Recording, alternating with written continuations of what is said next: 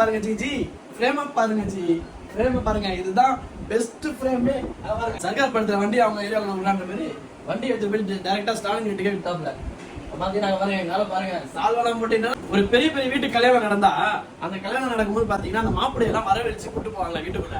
அந்த மாதிரி எங்க ஆள் சிஎம் ஆகி முதலமைச்சர்ல உட்கார்ந்து ஒரு மாப்பிள்ளை மாரி ஸ்டாலின் சார் கட்டி பிடிச்சி அப்பா தமிழோட அப்பா ஒரு மகனுக்கு சால்வையை போட்டு பாக்கலாம் எவ்வளவு சந்தோஷமா இருக்கு. இதான் மக்கள் எதிர்பார்த்தாங்க. நல்ல ஒரு அரசியலை செய்யுங்க. விஜய் சார் ஏதாவது தவறு செஞ்சா கூட ஒரு மூத்த தலைவரா இருந்து அவருக்கு உங்களுடைய அறிவுரையை சொல்லி தமிழ்நாட்டை வெற்றி பாதையில அழைச்சி செல்ல விடுங்க. தயவு செய்து இந்த பாசிசத்தை மட்டும் உள்ள விட்டுறாம உங்களுக்குள்ள 1000 கருத்து வேறுபாடு இருந்தாலும் ஒரு ஒன்னாகி மக்களுக்கு ஒரு நல்லதை செஞ்சு தமிழ்நாட்டை இன்னும் மேன்மேலும் வளர்ச்சி அடைய செய்யுங்க. இந்த மாதிரி ஃப்ரேம் எல்லாம் பார்க்கும் போதே அவ்வளவு சந்தோஷமா இருக்கு.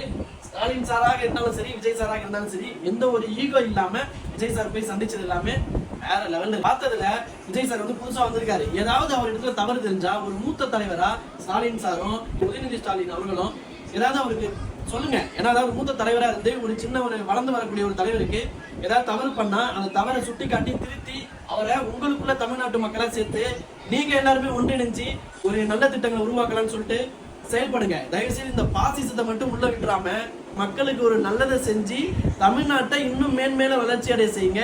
இந்த மாதிரி ஃப்ரேம் எல்லாம் பார்க்கும் போதே அவ்வளவு சந்தோஷமா இருக்கு. ஸ்டாலின் சாராக இருந்தாலும் சரி, விஜய் சாராக இருந்தாலும் சரி, எந்த ஒரு ஈகோ இல்லாம விஜய் சார் போய் சந்திச்சது எல்லாமே வேற லெவல்ல இருக்கு.